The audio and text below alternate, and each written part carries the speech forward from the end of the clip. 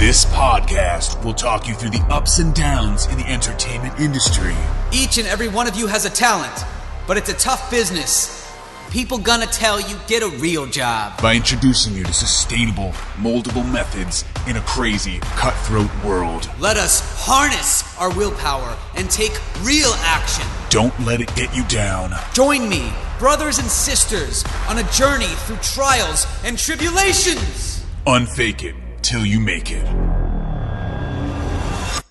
Hello, listeners. Hello, entertainers. Hello, behind-the-scenes people. Hello, monster movie fans, creature TV fans.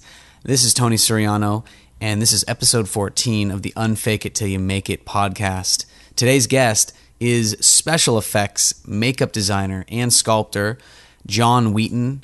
He has done so many amazing TV shows and films, created really cool creatures, and some of the blockbuster films and TV shows that he's known for are Legion, Preacher, and I Am Number 4, as well as films like The Book of Eli, Suicide Squad, and Predators. John has won 2 Primetime Emmys for outstanding makeup in a series.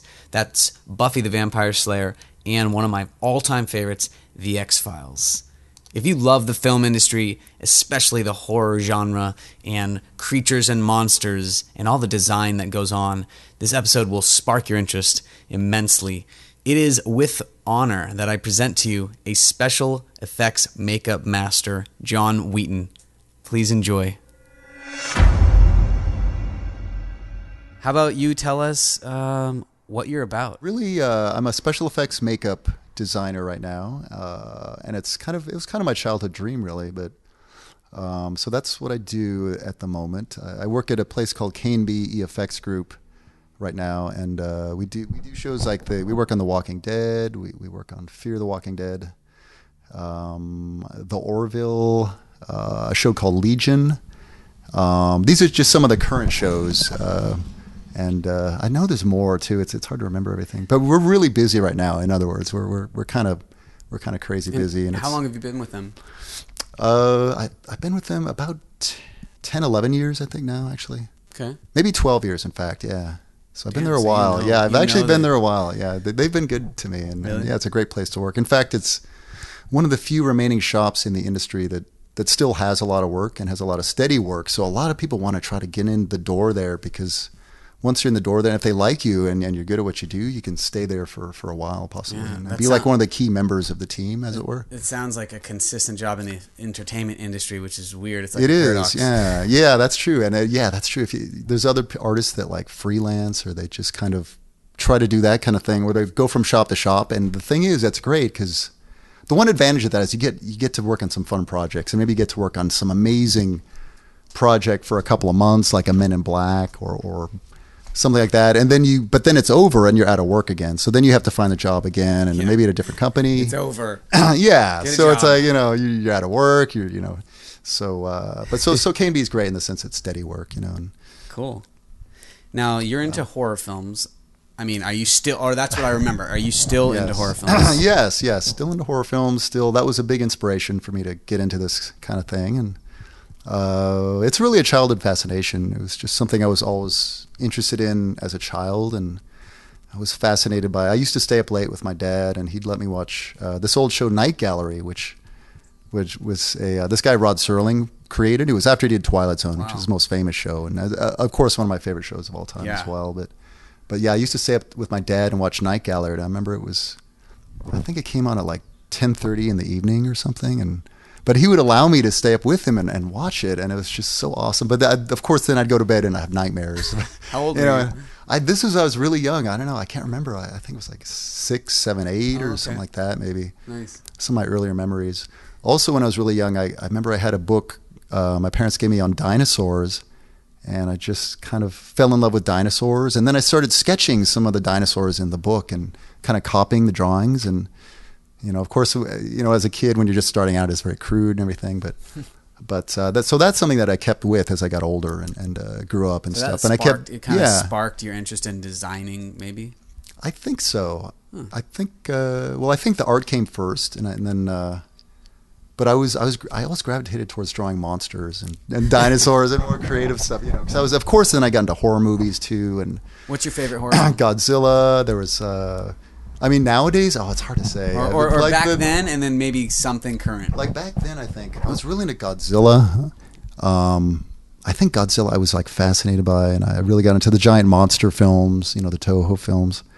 But I also liked like Outer Limits and some of the old TV shows from back then. Some of the special effects, of course, are very crude for the time, but I still love that stuff, and it just sparked my imagination, and just all that fantastical stuff, you know, just got me inspired. So I kept drawing, and you know, kept going with that, and eventually, as I got a little bit older, I started thinking about like who does this stuff for the movies, like who creates this stuff, who makes the monsters. And so I started getting into reading magazines and stuff. And what kind of magazines? I think the earlier ones were like Famous Monsters. There's this old magazine called Famous Monsters of Filmland that's back in the 70s, and a lot of us monster kids remember that at the time. Yeah, if you're into this kind of stuff, we all grew up with that back in the 70s, and I think it started in the 60s actually. Wow.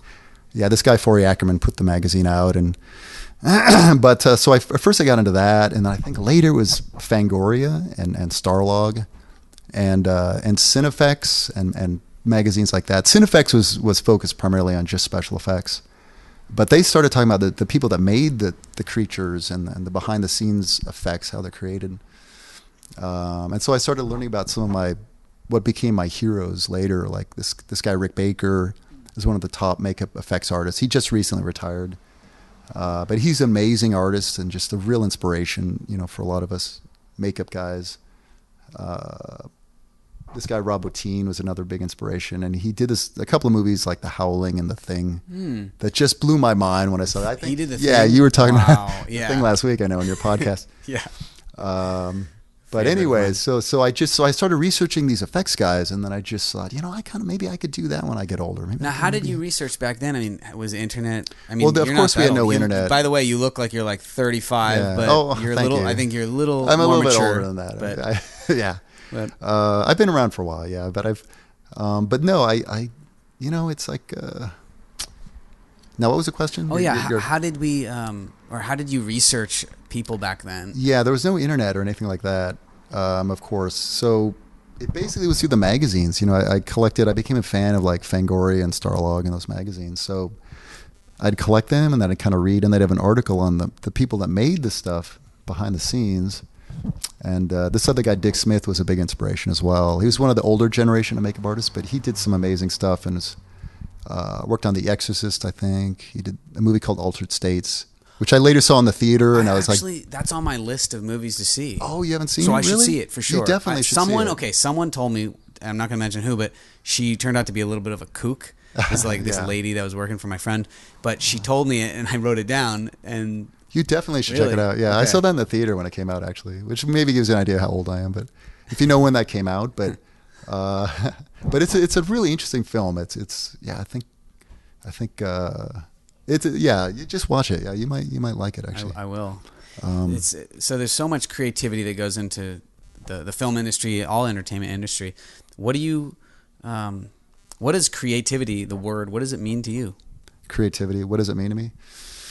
Yeah, that's something that's a tough one, because some days, you know, I mean, strictly talking about makeup effects design process that I go through every day, it's like, yeah, you really relish creativity, but some days you feel like you struggle with it. Like for me, I've got to always come up with fresh kind of new ideas and new creature concepts that haven't been seen before. So that is a challenge in and of itself. You know, how do you come up with something that's never been seen before? And it's sort of like everything's been done, you know, but sometimes it's a matter of taking things that have kind of been done but combining them in a unique way, or just doing them really well.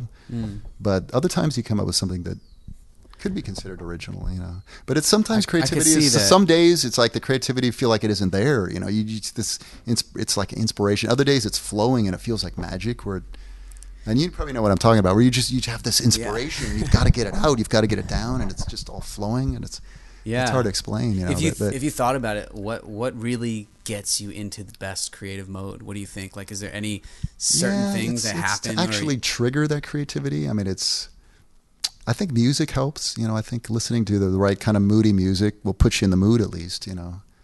I think also maybe sometimes looking at art that you're inspired by, or not that you want to copy it, but just something if you like the atmosphere, the feel of something, maybe that can inspire you or give you some kind of motivation to find what you're trying to create. How does your creative space look at your work? Like, do you have a zone? It's a mess. Describe it, please. I'm kind of I'm a little bit messy, but it's like I work at a desk basically. It's not very glamorous. I work in a small room with 3 other designers. There's another guy, Michael Broom, I work with, and this other guy, Dave. Dave actually works there too sometimes. And but they're in there, and so it's like a smaller room that we're kind of working with. This guy, Dave Grasso, actually, yeah. But do you have any like special things on your desk that you always look at when for you're inspiration? designing? Yeah. There's a lot of cool art on the walls. Yeah, one of my bosses, Greg Nicotero, he last about a year ago, or maybe it was a couple of years ago, he started putting up all this cool art on the walls, like printing out artists we admire. So we printed out some cool stuff and put that up for inspiration. On my desk, I have like a human skull, which actually I use. Not that's inspiration. I knew. That just gets me in the mood. No, but it's what it is too. It's also reference. It's a practical thing, and especially when I'm doing human-based like makeup designs, I always try to find the skull form in the form of the brows and stuff, and then the cheeks and stuff. That's cool. It's like your cheat sheet just for a quick a little bit. You just kind of look at the forms and kind of use that for putting those forms into your work and stuff. But okay. But yeah, it's kind of a mess. My desk is kind of a mess. I use a Varidesk, so sometimes I'll stand or sit. Do you find that works? That's what I'm going to get very soon. My sister just got you should something definitely similar. I think sitting for 8 hours a day, it's sometimes tough, and it's apparently not very good for you. And it's sometimes I have back issues too, so it's like I think it helps to be able to stand and take breaks. So it's it's just the Varidesk. That's it's called the brand. It's called the Varidesk, and it's like a plastic thing that you put your monitors on, and then it raises. You can grab it and kind of raise it. The one issue with it is I find that when the one at work, when I raise it all the way, when I stand, it's like I'm so tall that I have to kind of look down at the desk. Still, so it's like it's good, but you'll have to see if it works for you, Okay. But I think they make another model that's like the actual desk that raises and lowers. Oh, I get it. So this one goes on top of an already desk. This one just sits on top. The Varidesk, the one that I have at work at least, it's like a black thing that sits on top, a plastic dealie. I think I want to get the full desk one day. Definitely get that, because I would like to have that for my home or something. Yeah. Are they expensive? I think a great one, $700 to $1,000. Oh wow, yeah. But I mean, if you really are going to be working all the time, it's something you got to think about. Yeah, it's a good investment. It's just like a bed. You're on your bed. You should have a good bed. Yeah, you're going to be always at your desk. A good chair. Desk. Yeah, right. I know my chair. I'm sure you've done that too, or you're trying to edit something and you got to keep doing it. Keep doing it for hours and hours. Yeah, I try to set a timer for every 50 minutes to just get up breaks. And do 5 jumping jacks. Or do a quick workout, something like that, just to keep you going. But yeah. But yeah, creativity, yeah, that's a good one. Yeah, it is. It's great. I know. Everyone for sure, I think, is creative, but it's good to stop and think what can you do to help you get in the better mood or stay consistent. It's hard sometimes. To keep the creativity consistent. Sometimes. Sometimes you have the block. Sometimes. But the block is not a block. It's not really a block. You just need a recharge, or you need a break. You need something. You need to clear your head sometimes. Something like that. But as far as designing, I would be calling you a makeup designer, or wait, I guess what is the term? Makeup effects designer. Yeah, I guess they call it makeup effects because it's special effects makeup, or special effects makeup designer is another way to say it. But but that usually refers to prosthetics, appliances. It's glued down to alter your face, turn you into a character or a creature or something, as opposed to beauty makeup or corrective makeup, which is more just glamour and just make you look like a nice looking good hot human on camera. I make people look horrifying and ugly, not nice. So that's kind of my job. Don't ask John to help you with your headshots or something. That's funny. I'll turn you into a monster for your headshot. So with your field, what would you say? Maybe words, 2 or 3 words that are the principal words of your expertise. 2 or 3 words that kind of sum it up, or 2 or 3 words. Okay. Huh. I think passion is one of them. You definitely have to have passion to be in it because you're talking about long hours. You're talking about, backbreaking work sometimes. I mean, I sit in front of a computer, but the place I work for, we still create, practical, real effects. We're not a CG company. We still do appliance makeups, which involves sculpting, mold making fiberglass molds, sometimes creating mechanics for a puppet, something like that, and then airbrushing, painting, hair punching. And then the people that are on set, the makeup artists, and that's a whole nother, level of the art form. That's like the last stage of it, but it's very important as well. I think it's all important, really. But I think passion, you need that passion to keep with it. And I think a lot of people, they think that, I want to get into special makeup effects because it seems like an easy job. And it's like, so they try to apply, or maybe they go to a special effects makeup school. But you really have to be, if you're not as a child, if you're not sitting there sculpting and drawing and obsessively doing this stuff and researching it on your own and spending all your time doing that, maybe you're not cut out for it. You've really got to have the passion to get into it, and it can be competitive to get into, and until you get your foot in the door, obviously. But so speaking of so that, passion's one of them. But yeah. Okay, but now if they're wanting to make a career in the makeup, special effects, or makeup department, and they're just starting out, what advice do you have? If they're just starting out. Yeah.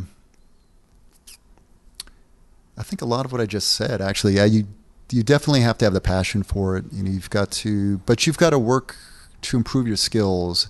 One thing is it helps to know kind of what aspect, what area of special effects makeup you want to get into, because, there's different areas you can specialize in kind of doing what I do, which is design and sculpture, the artistic side of it, painting, stuff like that.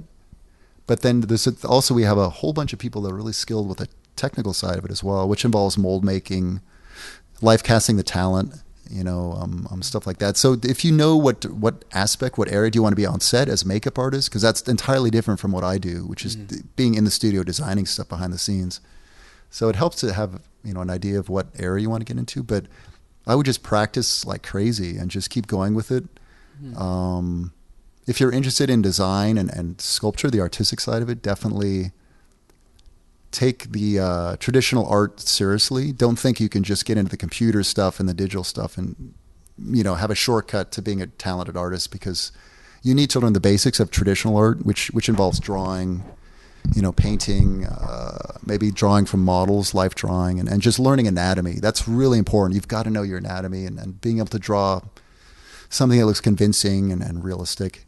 So I would just, if you're starting out and you're interested in, especially in being a sculptor or an artist, I would just start sculpting like crazy. Maybe copy things you've seen at first, but also do some original things, and also learn do like a human figure. Do an animal, and these will hone your skills. As you keep going more, you can improve with that stuff. But so some of the artists, there's some amazingly talented artists in this industry. So you're competing with them, and it's very inspirational to look at their stuff, but to be able to be as good as them, it really you've got to work to it, and you have to work and love it. Yeah, you've got to have the passion. Yeah, that's great. No, that makes sense.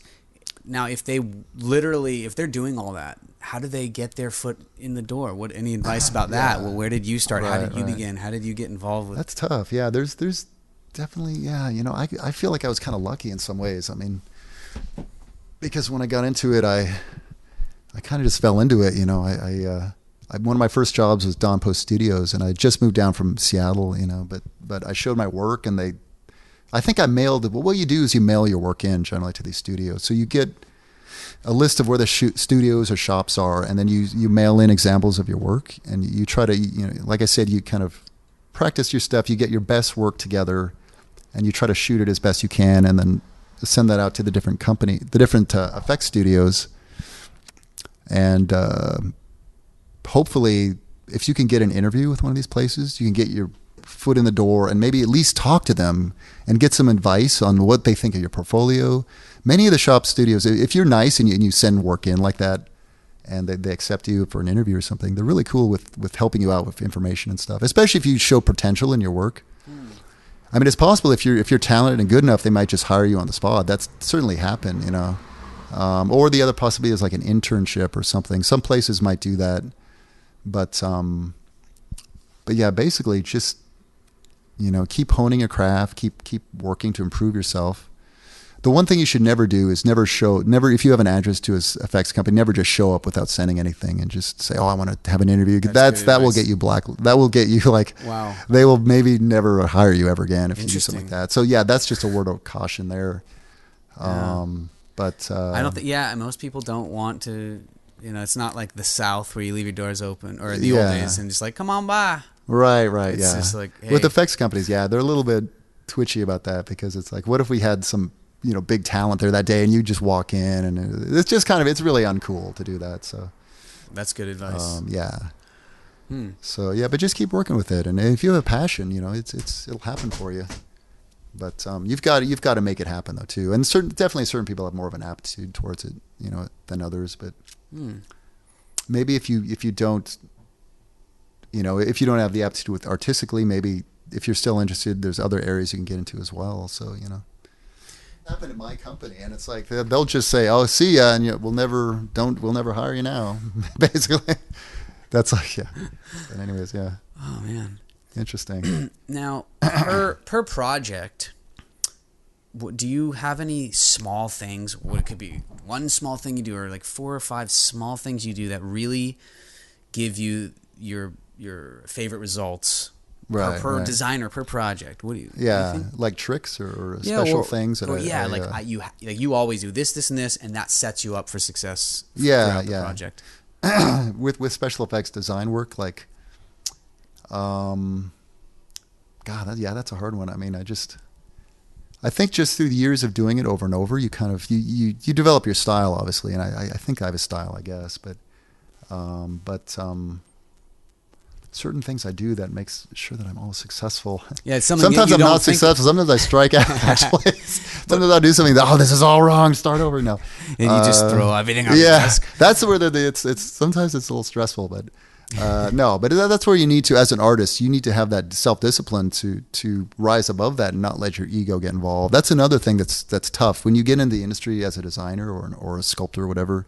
You've got to be able to take criticism, and you've got to have a strong ego, because there's times when no matter what you do, even if you're the most amazing, talented guy, you'll come up with a design or something, and it isn't what the director wants or the producers or whatever. And you might even get criticized for it or something. But the thing is, if you're sensitive, that's really tough to deal with. And if it's like it crushes your ego, and then the other designer's design gets picked, it is sold. It's like, oh, does that mean I sucked? Yeah. But so you've got to be able to rise above that and just say, you win some, you lose some, and early on, just keep striving to. Early on, were you a little more sensitive in that way, or were you actually pretty good at taking criticism? Early on, I think it's always a little tough. Yeah, it's maybe I was a little more sensitive, but it's always a little bit of a tough thing, and there's most designers and artists that work in the industry are really pretty humble. They're really cool people, but I've heard stories of some people that have egos, and they flip out over things. Or if I think there was another shop I worked at once where one artist, I won't mention his name, but there was some changes made to his sculpture, and he got, he kind of flipped out, and then he just walked, and he vanished for a couple of days. Wow. So he was one case, and he's a really talented artist. But it's just like he just couldn't deal with it, and he just got annoyed or upset, and he just, okay, screw it. And he eventually came back after 2 days. But so everyone deals with it differently. But the more professional way is to just rise above it, and it's commercial art. I mean, if you're pretty much, you have to do what the client wants you to do. And even if you disagree art direction wise, you kind of have to just say, well, he's paying me. He has his vision. To get what he likes. Yeah, basically. Because it's not really, I mean, you put yourself into it, but it's still, in the end, it's kind of, it's their vision too. You're helping them. Yeah. So having the right ego for the job is important, and not letting that get out of control, But any ego tips or criticism tips? I mean, if you think about it, is there anything that you maybe tell yourself when you're like, okay, I'm feeling like this, I feel like I want to just smack this guy, he doesn't understand, this is the best way? What do you tell yourself to humble yourself or calm yourself? It's tricky. It's sometimes it's frustrating, because you there's hold times the skull on your desk and you I just stare at the skull and I say, tell me what to do. No, but I usually, it's tough, because sometimes you have an idea, and this director or whatever, sometimes it's even, your boss or whatever, they want you to do something, and you really disagree with it artistically. You say, oh, that's a dumb idea. That's completely wrong. And you again, you have to sublimate your ego and just kind of go ahead and do it and try to execute it as well as you can. And if you can't do that, then maybe you just won't get hired as much. So it's a challenge sometimes. Now, have you been in a position where you kind of stood your ground a little longer than usual? Because sometimes you're like, I do. hey. Yeah, I know. I'm kind of a yes man normally, but yeah, there's been a couple of cases where I do express my opinion, but at the end of the day, I fold every time because it's just, it's the boss he's the one paying your paycheck, so you just.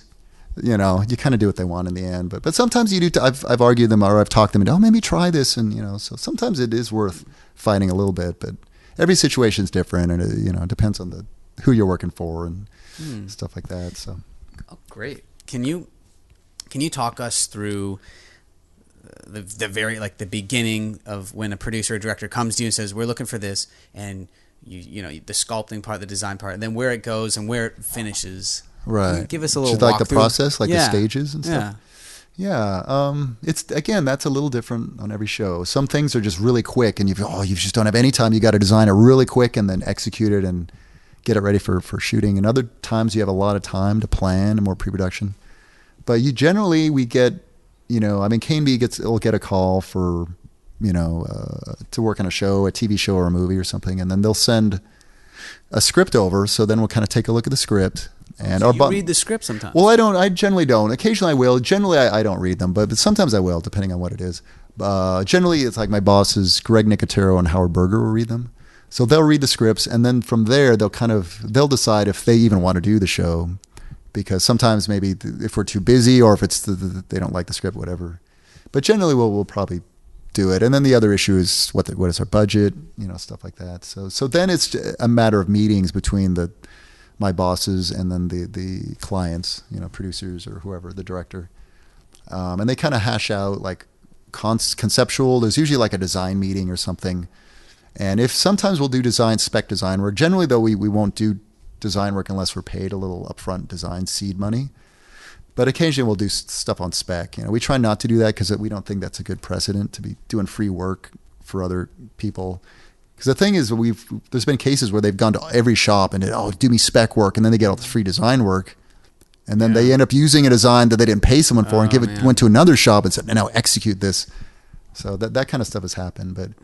But anyway, so then we'll kind of go further with discussion, and then if they decide to do the project, we'll sign contracts, and Well, generally what it is they'll give me an assignment to design something based on the script. So after they've read the script, we'll have a meeting, and then they'll kind of describe everything to me. Sometimes I'll read a little bit of an excerpt from that, But and so then they'll usually give me a direction. They'll tell me what the director expressed, what he wanted. But then also usually my boss they usually have a design sense as well. So they kind of sometimes have ideas they kind of want to incorporate too. So they'll give me different parameters on the character and just kind of let me go with it. Sometimes there's a lot of direction and it's very specific. Mm-hmm. It's like a creature that, has scales and is green, has 4 eyes, whatever. Other times it's really much more open. It's it's just a nightmarish image, and they just let you run free and just come up with any kind of nightmarish creature from your, nightmares you can think of. And do you start generally, do you usually start it kind of as after you have the meetings, you start kind of as a solo guy and you do a draft sometimes, or do you sometimes work with another guy where you send the forehead to the guy to the right and be like, hey, work on the forehead while I'm doing the jaw? Is there? Normally we'll design. There's 3 designers, 2 or 3 of us in there. So sometimes we'll all design, different versions of the same character, and we'll just see what we all come up with. Sometimes the way to divide it is just we're so busy. Sometimes the other designer will work on one show and I'll work on a separate show. But basically, you should generally start with sketches. So you start with thumbnail sketches, and that way you kind of explore ideas and you do something in a real hand sketches. Yeah. Usually, I mostly draw on the computer now, but I sometimes still draw on paper. But I've gotten to the point where I draw with a tablet, and it feels like drawing to me. So I'll just it's quicker for me. Yeah. But anyways, I guess I've just gotten used to it. Some people, I don't know what it is. It's just using the Wacom I've gotten where it feels almost like drawing on paper to me. And what is it? What's the title of the thing you're using? It's called an Intuos Wacom tablet, and most graphic designers use that. But it's a little tablet with a pen you use to draw onto, And then it creates, and there's a cursor on your screen that corresponds to your pen tip. And then where you draw, it draws on your screen in Photoshop or whatever program you're using. So you've got to train your brain to be able to look at the pen and just draw and have it feel natural.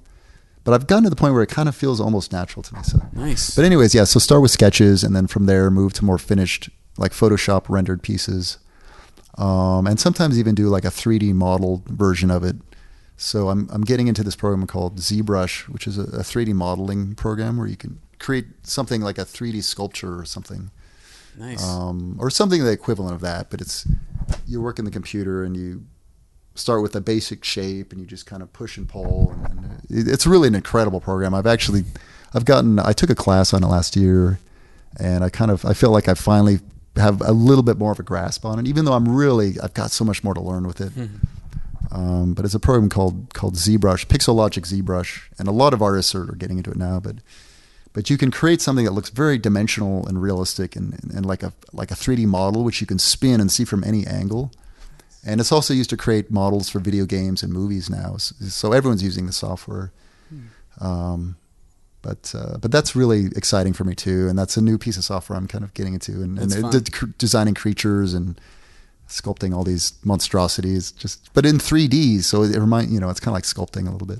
Yeah. But and we also have a 3D printer. So now we're printing these things. We'll sculpt them in the computer, and then we'll actually print them out and use them sometimes for different, either for a display thing, or I think in one case, we're doing something right now, which I don't know if I could talk about the movie we're doing because it's kind of top secret still. Okay. But we created these like little like aquatic little creatures for it, and there's like 1,000 of them. So we created them in the computer, sculpted in the computer, and this guy Dave Grasso actually ended up sculpting the final one, and I think Mike helped out with that too. But basically, we created these little things, and then we printed them out, and then we cast them and created silicone versions. And there's gonna be like 1,000 of them, like raining from the sky at some point or something. So can you have one? Do you have like a couple on your desk you just leave out? Or? Well, there's a couple of 3D models of I want to see. Send me a picture next time. I do have a. Well, I don't have it with me. I'll say. I will text you. I'll say, hey. Well, I have it downstairs. I'll show you great. in a second. It's a 3D printed thing. Cool. But yeah, that's really fun, and so. So let's say you have your draft. Then what? One of the other people they're checking in with you.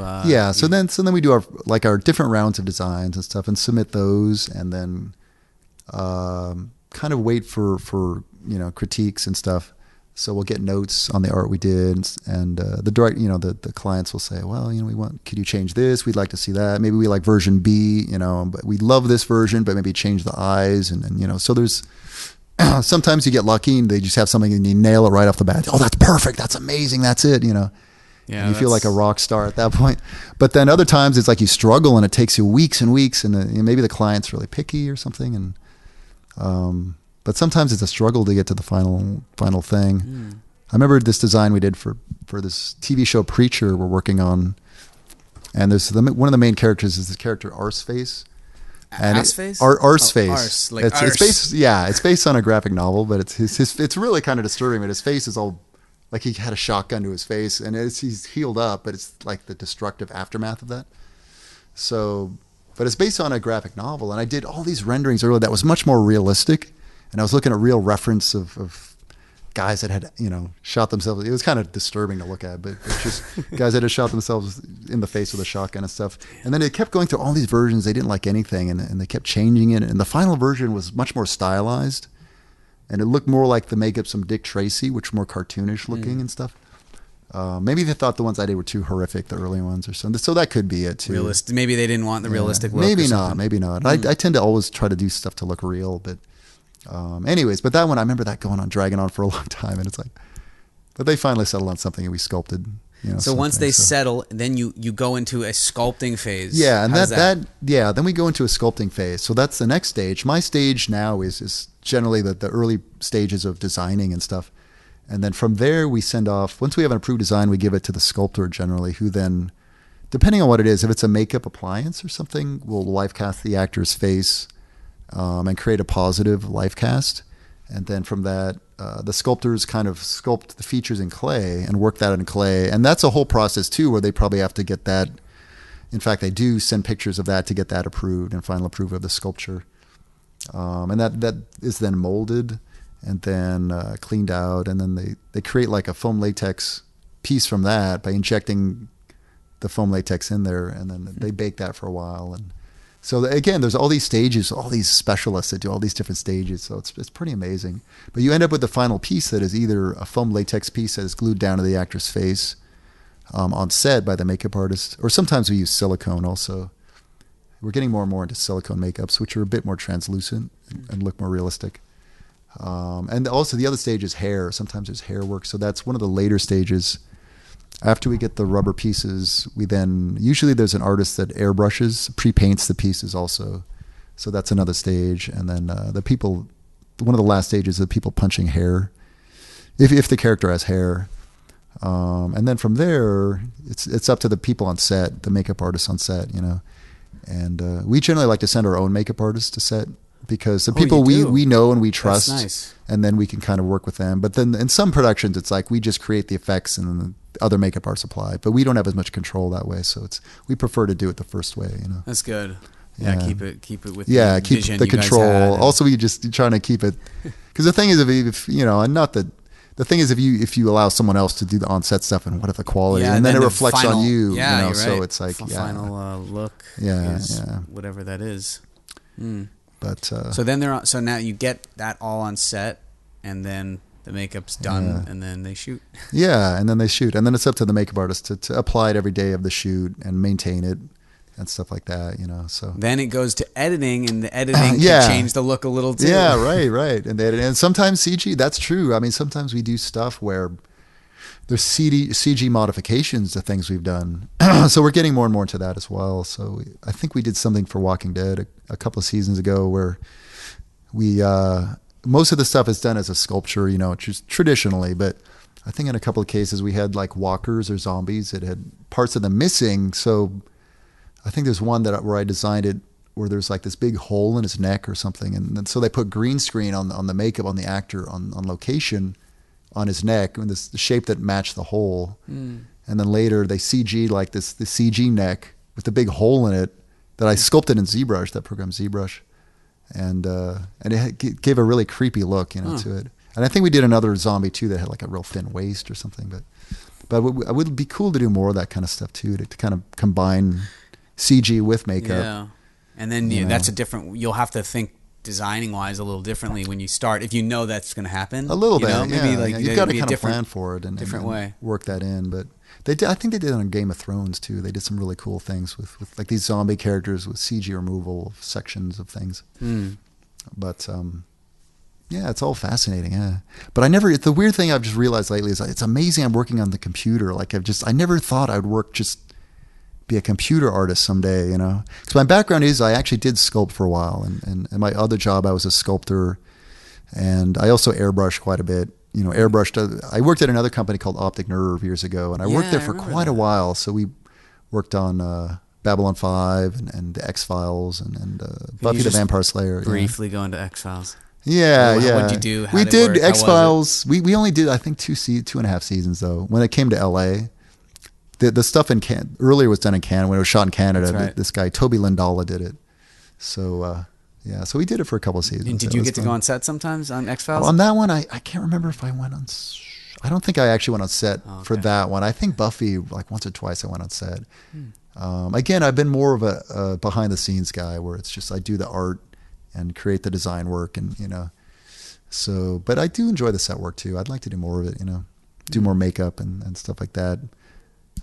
But that's a whole different thing. I mean, that's like people either do makeup or they do what I do. It's like generally you don't have people that do both. It's like you got to kind of specialize. I mean, it's so difficult. But yeah. So and you also are really great with a camera. I mean, you definitely do. I've dabbled. Photography. Yeah. On the side, also just on my own and helping you on a couple things, and we collaborated a couple times on things, which is really fun too. Yeah, I just shaved my head. Yeah, that's a great look. That's excellent. So now we're already thinking like, let's do a horror film or something where we can exactly. use John and that I look. want to re-collaborate and do something new. Yeah, we've definitely done stuff before. So, but yeah, we're talking. Maybe we'll do another horror film or something. Maybe just scare the living bejesus out of everyone. I have some interesting ideas. Oh yeah, you need to let me know. We'll talk after this. Oh, definitely. About some psychotic ideations. All right, definitely. Oh man, That's yeah, fun, I can't wait. It'd be fun. Yeah. Okay, what is the biggest waste of time in the entertainment industry? I mean, if you think the about biggest it, waste of time. Yeah, what has been like? Oh my god, I can't believe I wasted that much time. Yeah. Either per project or per year or something. Within the industry, with what I do, you mean, or with it could or be, in general, or just in general, whatever. If anything comes to mind. Waste of time. I'm trying to think of. We're like wasting time thinking about it. I'm wasting so much time just thinking about it. How can I even come to an answer? Wasting time. It's sometimes it's one frustration of working in the industry is sometimes you'll work on a project and you'll do some amazing designs for, some amazing art for, and then all of a sudden the project is just canceled or it just goes away. In fact, it seems like that's always the case. Like your coolest art is done for a project that either is canceled or it just never happens. And the frustration of that is that you really shouldn't be showing that art because it's like you don't necessarily own the rights to it. You know, it's sort of like, I mean, sometimes I just show it anyways. But I mean, I don't put it on Facebook or anything. But that's definitely a frustration. You know. Yeah. But yeah. Now, let's say someone is they're a novice, but they're starting the industry and they're doing something such as the beginnings of what you're doing. What could save them a lot of time? What could help them out? Designing or they're constructing or something. Yeah. Anything comes to mind? I think something that saves time for them. Well, don't screw up, and don't do things that are gonna don't make the wrong choice. There are certain situations when you want to create something that technically you really need to think it out, and I'm talking more like some creature suit or something where just technically you've got to think of all the ways to approach it, and if you decide on a way and it turns out to be the wrong way, and you end up with a full suit, and then you end up figuring out, this is not going to work. We've got to redo it from scratch. You've just lost a lot of time, and you've just, kind of cost a lot of extra money. So that's an issue, So that comes with experience. So you kind of, with experience, you learn the better choices and the better ways to do things, and until you can try to avoid that kind of thing, But that's always a pitfall, and I still see it happen, from time to time. Sometimes you're just working so fast. It's just like you decide something you don't really know, and it just maybe it turns out to not be the right decision, but it usually works out in the end, Okay, special effects, politics. What are some good? What's good advice to keep yourself liked in that industry, in that department? Yeah. Special effects, politics. And how do you not get? Yeah, there's definitely politics in my industry as well, but I think in all aspects of Hollywood there is. But yeah, there's definitely that sense of gossip that comes around. I try not to do some of that, but I'm guilty of some of that sometimes. But the politics, that's important because that kind of goes back to ego as well. You've got to have a personality that you find where you can easily work with other people, and you can't be abrasive, you can't be egotistical, and you've got to realize too when you're on set that you're just one department as well. If you're the effects guy on set, and you that's your job, but there's other departments too, and you can't be stepping on what they're doing. Very good. Yeah, that's important. I don't know if I answered the question. No, you did. I don't know. I remember way back when I was doing PA work, someone asked me to get something off of one of the trucks. But it was like, I don't know, I forgot which truck, but let's say it was the grip truck or something. I don't know, get something. But then I remember the other guy was like, I'm in charge of everything on this truck. Like, you can't get anything out of this. Maybe it's a union thing too. In some cases it's a union thing. Which makes sense though. It makes sense because they're protecting themselves. And I learned that. You know what? It actually might have been the what do you call it? Camera PA. And he might have had the camera truck. and I needed something to take off of, even if it was like a ladder or something extra that wouldn't really matter. Right. He told me, he's like, look, you can't do that because if anything comes missing, they come to me. That's a if thing. anything, He'll probably get busted. Yeah. And I learned a lot just from that moment, and ever since then, like I wouldn't even offer certain things. Right. You just don't need to. That's departments are departments. Yeah, and they're there for a reason. You've got to respect that. And it's been history now for a long time. What works best and what makes sense usually. Yeah. You've done a lot more actual on-set stuff, But yeah, that's it. But I understand. You got to each has. But there's definitely politics too in my industry, and there's people that most of the people that can be really cool, But there's people that are maybe abrasive, it's the personalities and stuff, but they tend to not work at the shops. Exactly. Maybe when they're more out of work more often than not. But so again, that comes back to you. You've got to just be humble and just really be into the passion of the art of it, and have the ability to get along with people and respect other people also and their contribution. You mentioned you have. Sometimes it can be very stressful. You can get overwhelmed. Yeah. Sometimes it's overwhelming. Yeah, a little bit. What do you when that happens though? You have project pressure, let's call it. What do you do to reset or recharge? Whether that's on the weekends or after doing a long day. Yeah. That's I know. Sometimes you just have to blow off steam. So it's like you get stressed out. I mean, how does anyone deal with that? Sometimes I go to the gym, I work out, which I think helps with when you're stressed out, it helps to get that out and help you feel more balanced, and just being healthier in general. And for me, it helps me mentally too, just kind of clear my head a little bit, like a good workout, Anything at your house, do you have like a meditation zone? It's like heroin, it's another option. No, I'm just kidding. Meditation is something I'd love to do. I've been thinking about that, because I think you mentioned you're into that. That's something I actually want to, get into or maybe consider because it's good. Yeah, just helping you to kind of, reset. Reset and it doesn't to have clear to be your head. So traditional like everyone thinks. I think really meditation can be a lot of different things, but you just have to bring in that sense of calmness. Because sometimes I'm just like my mind is racing a million miles an hour. Because you've got to work really fast. You got to meet these deadlines. So it's like trying to switch gears after work and come down from that. So maybe meditation is something I could look into, but you could surround yourself with like skulls and creatures at your house with or maybe lights. Do that. I could do a black mass and just no, I'm just kidding. No, I'm not really into Satan. Yeah.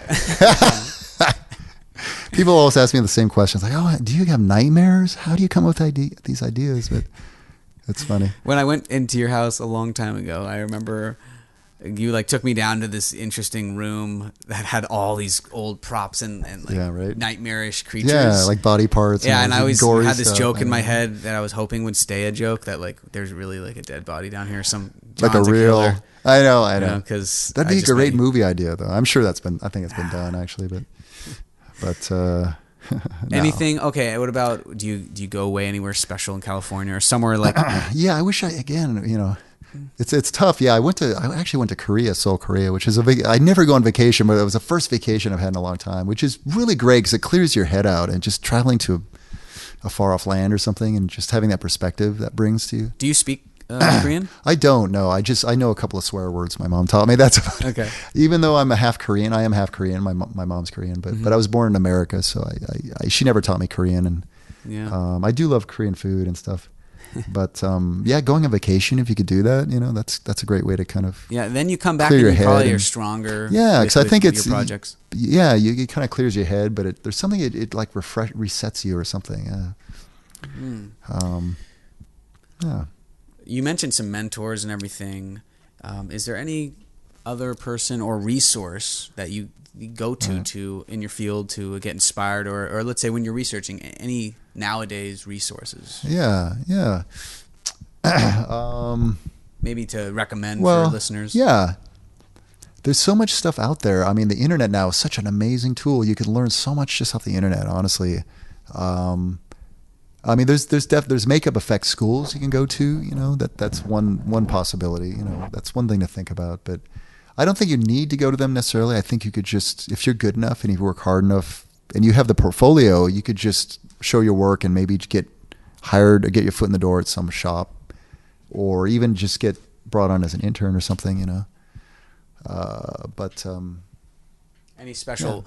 Do you ever follow up on like a certain secret blog site about creatures or something that nowadays, like anything people could check out? Well, I like that program Zbrush. I kind of follow. There's different tutorial sites and definitely stuff on YouTube. YouTube's another great tool because, especially if you're learning like really kind of complex, deep software like Zbrush, stuff like that. There's so much information on YouTube. YouTube is your classroom. You just sit there and watch the videos, and you can pick up so much information from that actually. But yeah, the internet's a great source of information, What about any books that have they inspired you that way? Yeah, or is books. I mean, when I was younger, there was definitely some books that I think one of the earlier ones was Richard Corson's Stage Makeup. If you're interested in general makeup and like character makeup and stuff, this old book called Richard Corson's Stage Makeup is a good one to pick up. And that really stresses, of course, it's primarily meant for stage, but they get into like light and shadow and coloring and using paint on your face and learning how to shade the face to not only age it, but to make it round look, make it more fat looking, stuff like that. All that stuff is useful, illusions that you use even in my field. When say you're airbrushing a creature face or you're doing a on-set makeup or something, Nice. So that's a great source. This other one that I remember when I was younger called Grand Illusions by this makeup artist Tom Savini was another one I had, and that was a great resource. He did a lot of like more of the gory and kind of horrific films. Like I think he worked on Creepshow, and he's kind of a legend in my industry too. I've met him a couple times. Yeah, he's actually a really cool guy. Yeah, in fact, I hung out with my friend Jordu and him for the Walking Dead 8th season premiere, I think, and so that was really cool. Fun. That was really fun. Yeah, it's great to he was definitely one of my idols. Yeah, so it's so cool to actually meet them in person and find out they're really cool people. And yeah, if you find out they're great people, that's that's even more awesome. Yeah, right.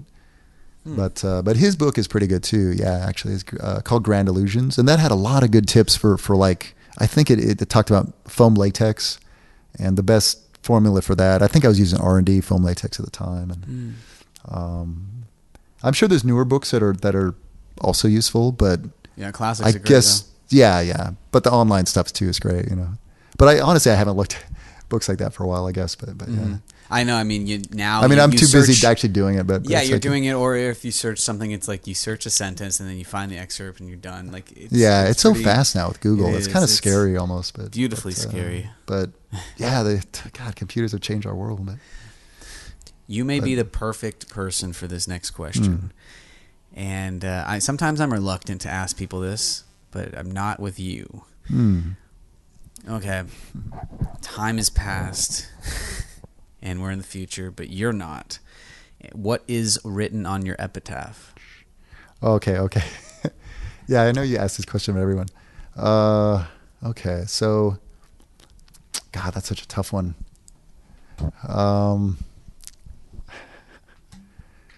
Not war or something? I don't know. Some kind of a peaceful message. Yeah. But something like, promoting the importance of creativity, I think would be something good.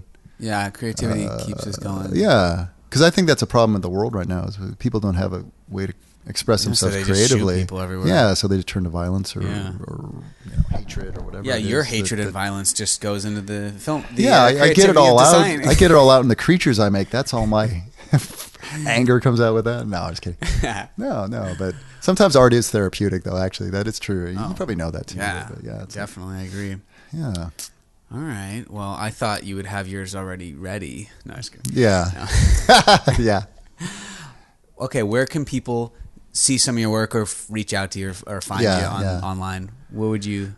Yeah, I don't really have a big online presence either. I guess I'm not into... I don't. They really find you in the graveyard. Yeah, they find me in the ether, like somehow in the ethereal zone. But no. Well, I'm on Facebook, so if you do a search for John Wheaton on Facebook, I'm on Facebook. And if you can't find me, like say location Burbank or something like that, if you want to get in touch with me, or if if you have a great film idea, or you want to collaborate on something maybe, or talk about special effects, or Okay. But I should have an Instagram. I know I should do more. I should. Yeah, it's hard to do. In this day and age, it's like, well, how can you not have these things? But I think part of it's again because I have a full-time job, and it's like I'm not promoting. I'm not looking for work you're doing necessarily, it. but and anything I want to do is my own personal stuff. So that's that's more on me. But I probably should have Instagram and stuff. All my friends keep saying like, why don't you have an Instagram? Why don't you if you could show post your the cool Everyone art you asks me make. that, and I don't know why I'm like shy about showing. I don't. Maybe I just have an aversion to social networks. I mean, I know that feeling, and I know. Like on Facebook, I never post that much. I'm not a big poster. Yeah. But Okay. it's, But if you ever want to, that would be cool to do an Instagram actually. Out of I really all of them, should. I may because do that. It could just be like it's John's so visual. Creatures. It's also visual, and it's like I could put like all a lot of my coolest I art bet up there. And a lot of people would love to follow you on there. Yeah, maybe we'll see. I probably will at some point. It's just, but okay, I have 2 questions I wanted to ask you before we wrap up.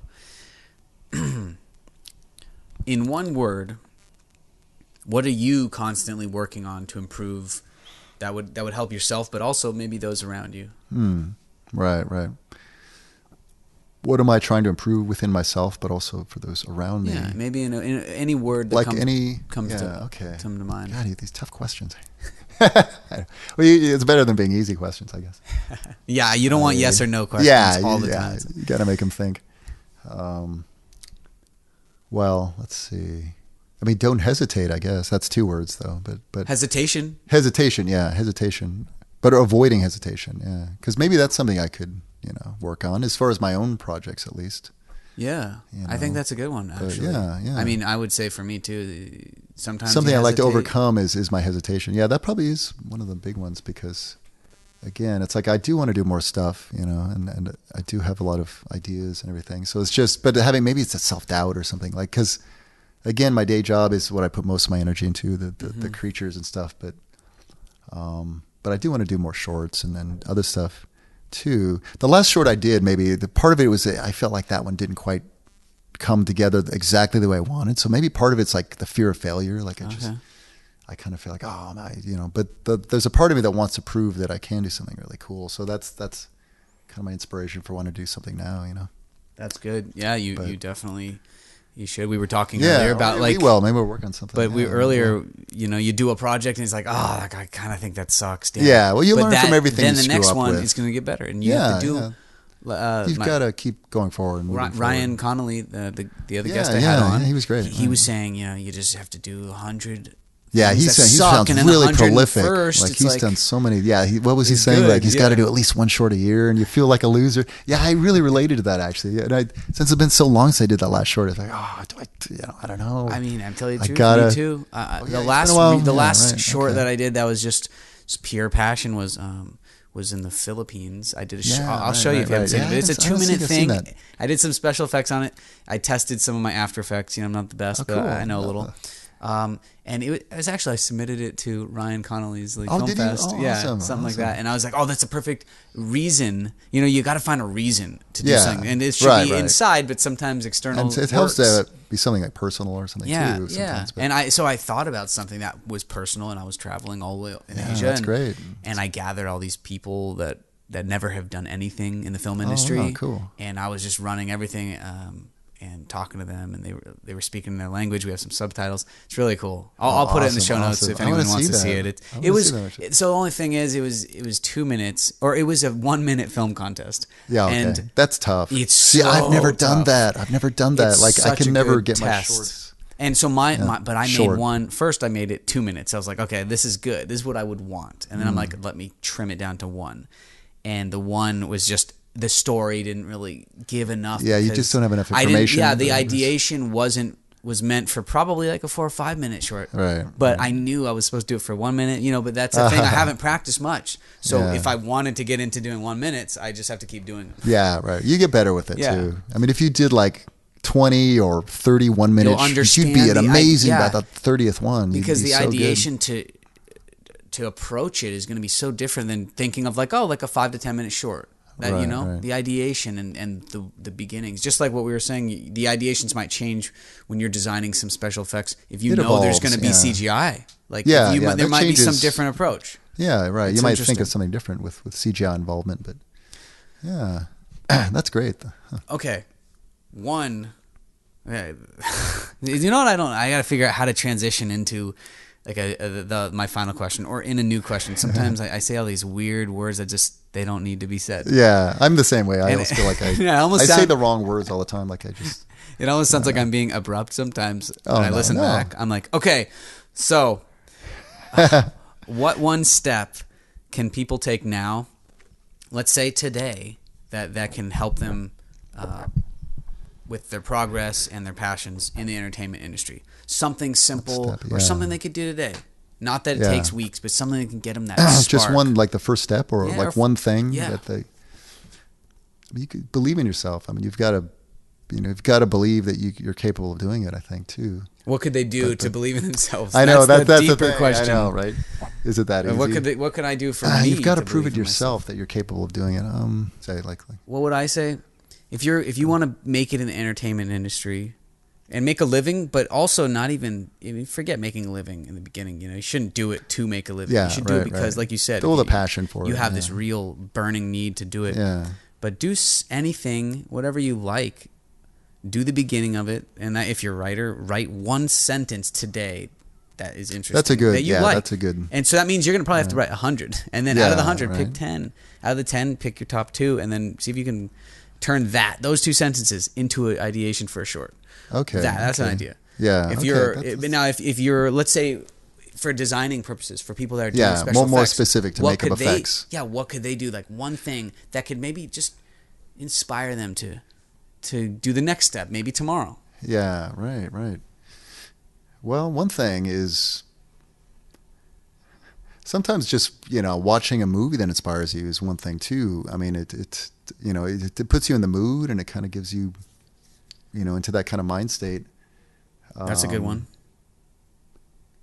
But I think doing a lot of sketching, just spontaneous drawing and not worrying about if it's a finished thing. Don't worry about if it's finished or not. But if you're just trying to come up with ideas, just be as rough and sketchy and don't care about the quality of the drawing, but just think of the ideas and the concepts, and just strive to come up with really unique, original. And this is something in myself, even I struggle with. I've got to. Sometimes the thing is, you start doing a rendering and it's like you start getting too detailed and you fall in love with the art and the detail of it, but still the basic idea is maybe wrong. You need to just be rough and not care if the quality of the rendering itself, but is the concept good? Is the concept strong? I like that. And unique, so. Yeah, that's a great practice to just not care but do. Yeah, kind of not care, kind of like maybe in other aspects too, like screenwriting, you just kind of just do it. Or just start writing, even if it's garbage. Even if you're saying, I am writing this now, I don't know what I'm going to write. I wish I could write something cool like monsters, but I have no good monsters. But maybe there's me in a window falling out of it, and then you start tangenting. Sometimes, that's an approach too. And then now you're like, you have a guy falling out of a window.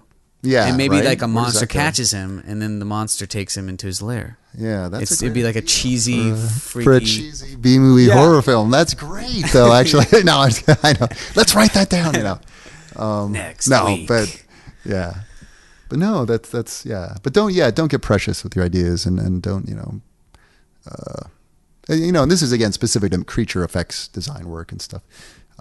Also trying to, you need to work at coming out with a lot of ideas quickly and not just do one idea, but maybe coming up with 2 or 3 options at least, That's and maybe good. even Getting more. Options. Yeah, because that's the other thing. Clients always want to have options, and it's like if you just give them one design, that's never generally okay. You've got to at least give 2, 3, 4. And the thing is, clients always have to give art direction generally because they always have to say they were part of the creative process. So they have to okay, you got to change this, and sometimes it's. You have too many cooks in the kitchen, so it's like you get different direction, and that's where it turns into nightmare. Kind of the real but scary movie. Still, it's such a fun job, and I just, I'm so lucky to do what I do, and there's so many people that just would love to have a career where they get paid to do what they love. I mean, so that's really rare. And I'm happy that I'm you're just in so that. fortunate. I'm so and you're so good, and it. I'm okay. I'm okay. John's I'm still work getting better. is awesome. No. Well, you got to stay humble. You got to always be hungry. You always got to think, wow, I've always got to improve. And if you think you're at the top already, you get that big ego. It's like, oh, that's where it's, Yes. You suck probably. Actually, most of the people with big egos aren't good. I mean, they kind of plateau. Yeah. Well, you think you're great, so you don't need to work to improve. Exactly. But I think you can always get better, reach that higher level of, achievement. Well, thank you, John, so Well, much for thank your you. time. That was fun. And I'm good seeing you. Great seeing you, man. Yeah. And it's been, let us, I don't know, how do we... Yeah, well, let's start talking about our film project here. Yeah. All Thank right. you so much. Thank you, Tony. Thanks a lot, man. Just a reminder, guys, like every episode, most things we mention by name will be in the show notes section on our website, unfakeittillymakeit.com, and they should also be in the iTunes or other podcast notes section as well, with easy links to find them. If you like the show, please show your support and leave a review, make my day, and let me know what you like best. And if you got this far, why don't you take it one step further? Consider becoming a subscriber. It's free, and all the cool kids are doing it every Sunday. I have a free newsletter I send out to subscribers, which has the cutest little name, Smorgasbord Sunday. It's a weekly menu which includes the latest episode, along with cool stuff I hunt and gather during the week to optimize professional and personal growth in the entertainment industry and this so-called life. Wonderful things, but not limited to, unique tools, industry hacks, inspirational excerpts, video gems, powerful quotes, and other magical doohickeys I uncover. If you'd like to sign up, just go to unfakeittillymakeit.com, click the podcast option where you can then enter your email address and sign up. I have been logging all these weekly awesomes that come into my life for years now, and finally I have a nice little place to store them and share them. Time is running out. Time is running out. I thank you for spending time with me today. Thank you for listening to the Unfake It Till You Make It podcast. For detailed sources and show notes for this episode, visit www.unfakeittillyoumakeit.com. Until next time, get up, get going, and get creative.